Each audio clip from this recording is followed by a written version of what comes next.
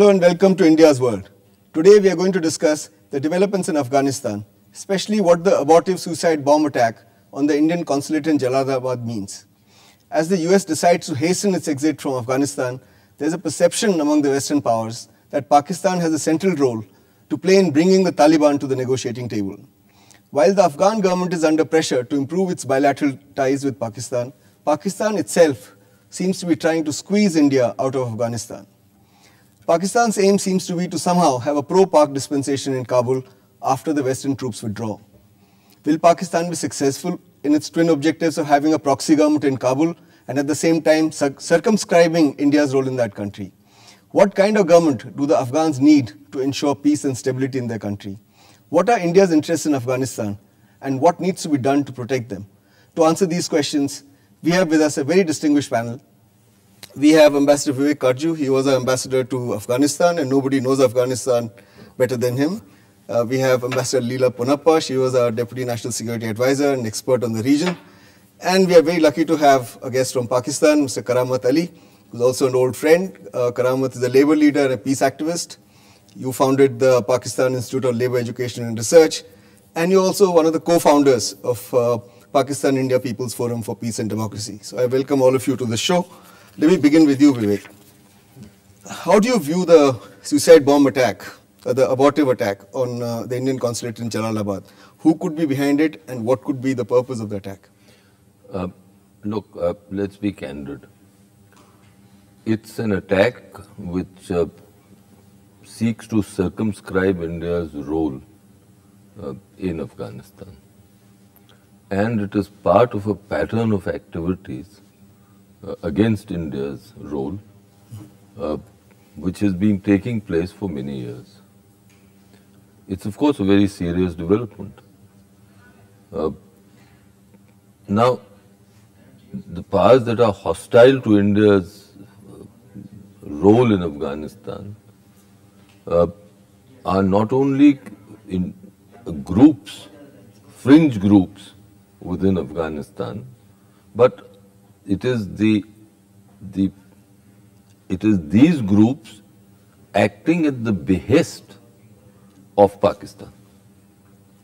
Pakistan is paranoid about India's activities in Afghanistan.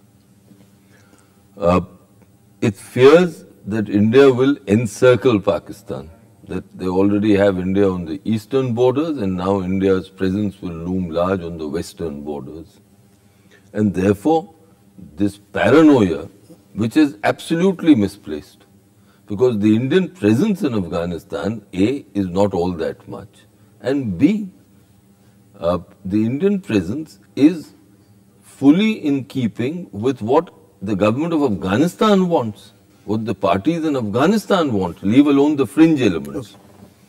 So, therefore, if you take all this together, there is this paranoia, and which is leading Pakistan to seek to ensure that India reduces its presence. Now, India will not reduce its presence. Okay, we will come to that. Ambassador Ponappa, do you think India and Pakistan are engaged in a struggle to somehow influence events in Afghanistan to their favor, in their interest? I don't think India is in that kind of a game with Pakistan at all, Bharat. That certainly seems to be the Pakistan perception, in the sense that, particularly in recent years, the construct has been that India is in Afghanistan as an anti-Pakistan method, as an anti-Pakistan measure. The fact of the matter is that for decades before that, ever since independence, India has had a very strong organic link with Afghanistan in an entire range of areas. And what is happening now, partly because of the kind of heightened domestic environment within Afghanistan, is that India's contribution has also got heightened in the areas, as Vivek pointed out, that the Afghanistan government has asked us for our assistance. Largely, in fact, there are some areas where they've asked for assistance where India has perhaps not been as forthcoming as Afghanistan would wish us to be. But the focus has been developmental in virtually every province. So India is certainly not in this in order to counter anyone. Okay. Our ties with Afghanistan have much more substance than something as simplistically hyphenated as that. Okay. Karamat, Pakistan's apprehensions are also that Indian presence in Afghanistan leads to fomenting of the insurgency in Balochistan. Now, do you think there's a refusal by the Pakistan establishment to recognize that the Baloch problem is actually an internal problem? That it has to be solved internally and that they should stop looking for external excuses?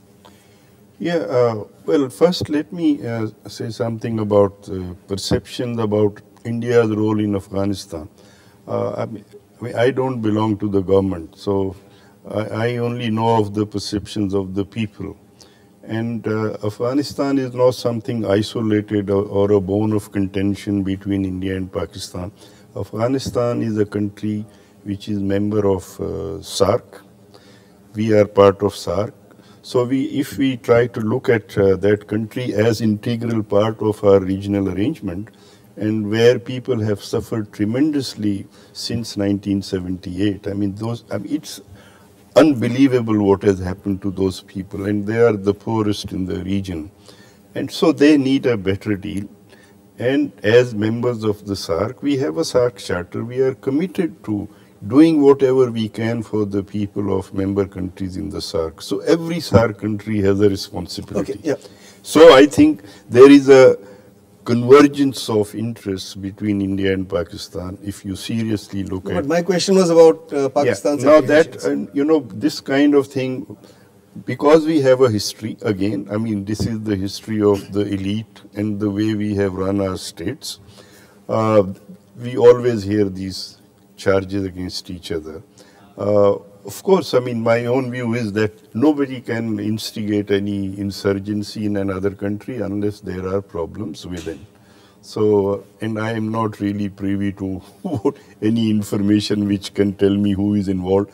There could be many sort of various interests involved, but surely there is a problem in Balochistan. So I would say we need to sort that out rather than getting into this blame game. But more importantly, I think it is really high time that these two larger countries in the SAARC region, India and Pakistan together are something like 80% of SAARC or maybe 90%.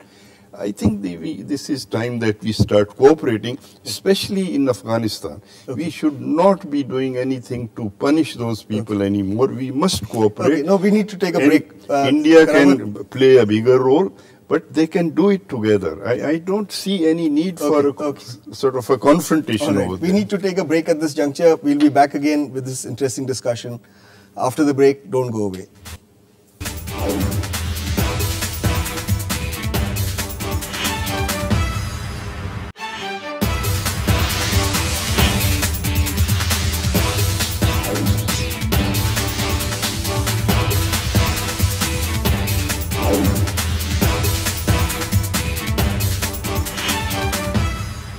Welcome back. We are discussing Pakistan's attempts to squeeze India out of Afghanistan. Vivek, I want to ask you about Balochistan.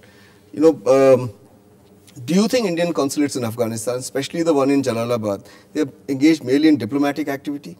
And if so, how can we convince Pakistan that they are doing whatever is legitimate diplomatic activity and not interfering? I ask this question because the US representative for AFPAC, James Dobbins, has said that although Pakistan's fears about Indian presence in Afghanistan are exaggerated, they are not groundless. No, I think whatever Dobbins says has to be dismissed as utter nonsense.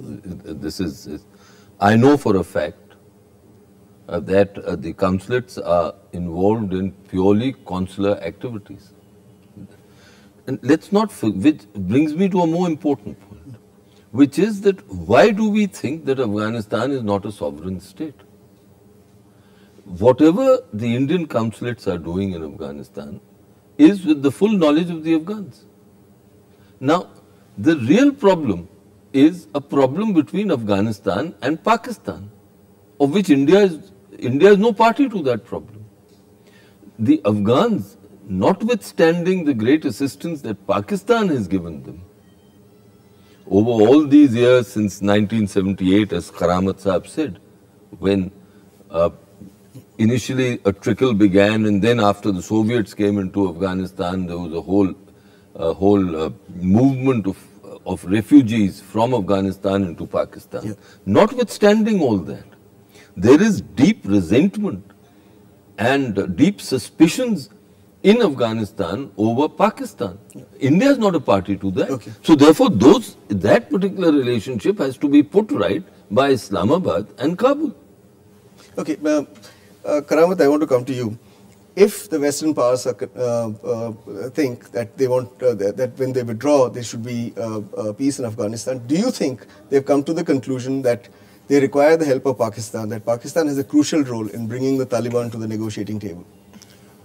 Well, first of all, I hope they leave soon and they leave forever. Because that's a real problem here, because I think our region has really become a hostage to the presence of all these forces in Afghanistan, and we all see the other consequences of that presence. Yeah. And then hopefully we take responsibility for our region, because otherwise other people come in and they take responsibility.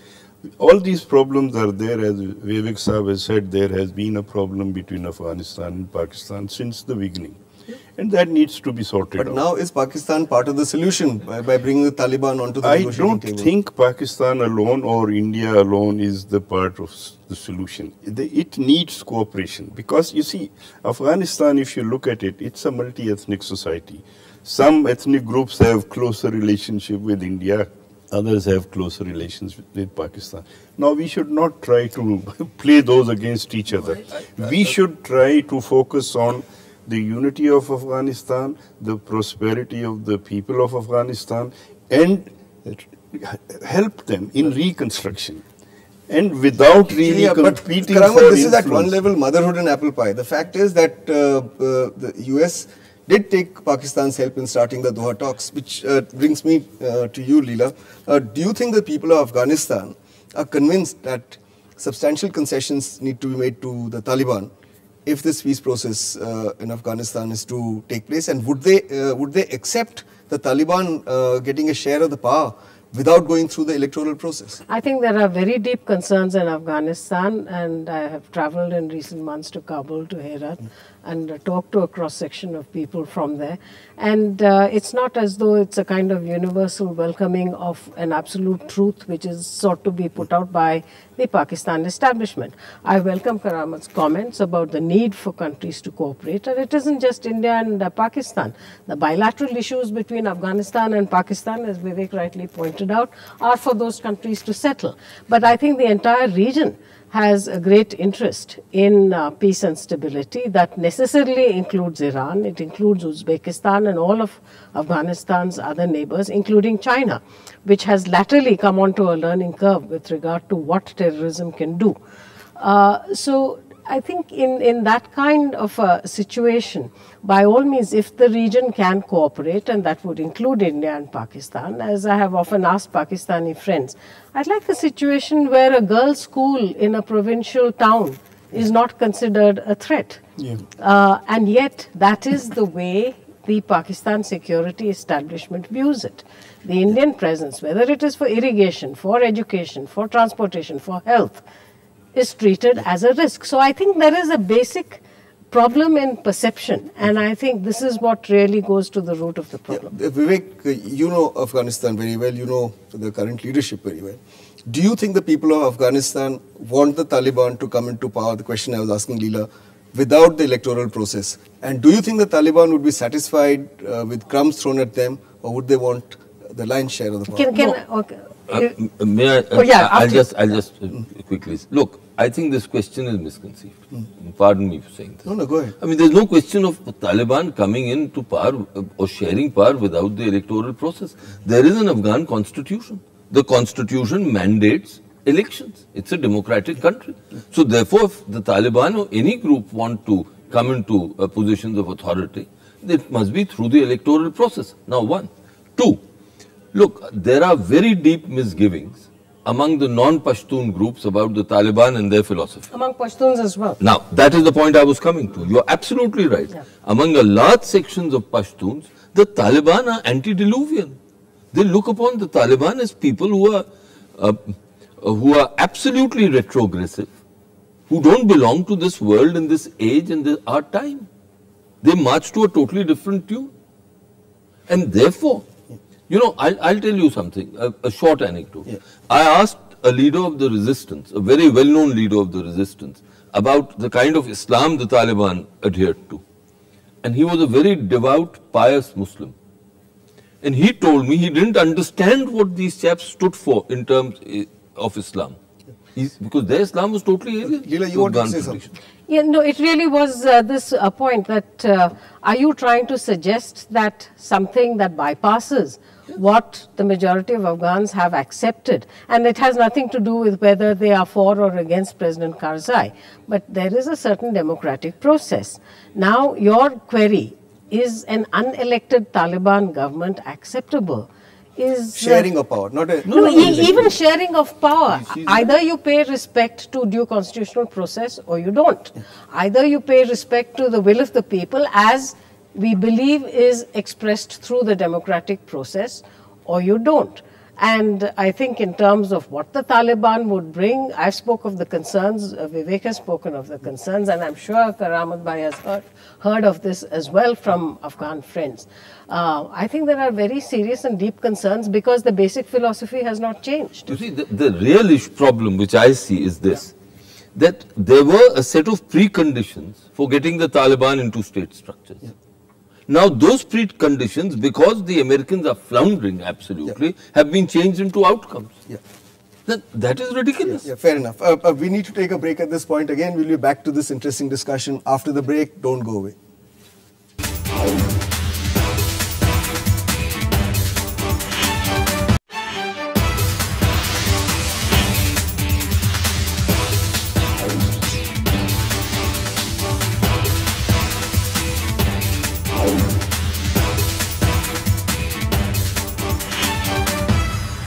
Welcome back. We are discussing the recent developments in Afghanistan, especially the attack on the Indian consulate in Jalalabad and its implications. Karamat, before we went on the break, you wanted to say something. Yeah, I think this point is extremely important.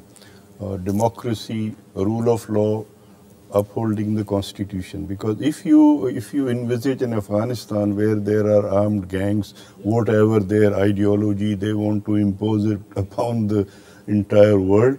And they have a certain view of the world, as he said, which we don't recognize. I mean, they very clearly say they don't accept any constitution, democracy is anti-Islam, and everything else linked to that. So now I feel anybody who wants to participate in the election must disarm. You can't allow armed gangs, mafias to contest the election, win the election, then they impose their will upon. I mean, you don't need to wait for another Hitler to win the elections and impose fascism. So I think we need to have a consensus on this in the region. And that is why it is very important, because Pakistan is equally threatened by these same forces. They very openly say in Pakistan, democracy we don't accept, constitution we don't accept. We want to scrap it. We want to reinvent this state. So there is a point of convergence here, and I think for democracy in South Asia, it is a joint responsibility to make sure that when the Americans leave, we have the basis for a democratic Afghanistan, which is peaceful, which is in harmony with the region, because there are so many interests that we have in common there. Yeah. Let me take this, something which flows out of what Karamat is saying to you. Once the Western forces leave in 2014, what kind of government is needed in Afghanistan? What kind of government would have the sanction and the consensus of all the people of Afghanistan? I think it goes beyond just the kind of government. So, because your question really relates to the politics of it. Obviously, it has to be something that has the kind of national support that a post-war or hopefully a post-war situation can function in order to bring the nation together. But more than that, I think the question to be asked is what kind of state would be left behind? And there it includes the kind of government which we believe, if it is a genuinely democratic government with the kind of support that the people of Afghanistan would wish to have for themselves, allowing for the great diversity of attitudes, of culture, of ethnicity, of everything. Plus the kind of security situation that is likely to obtain after the Western withdrawal. And by all accounts, it is going to be extremely disturbed, extremely troublesome, because there are not enough facilities that have been provided to the Afghan security forces, in fact, to function as an effective arm of the state. Vivek, I want to ask you the following question. I mean, within Afghanistan, people are debating whether a presidential system is good for them or whether they should have a parliamentary system which is federal in character. Or do you think decentralization in Afghanistan has to wait? What it needs is a strong center which builds the nation, which brings stability and security, and decentralization can be thought of later. Look, can I answer that in one sentence? Yeah. But I want to go back to a more basic thing. Okay.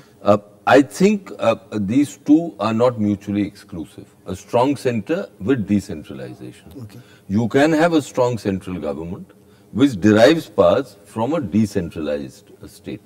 The old Afghan technocracy, bureaucracy and the ruling elite has an awful fear of the country just disintegrating unless Kabul is very strong. The actual fact is that Kabul historically always has never been a completely centralized state. It was very diffuse.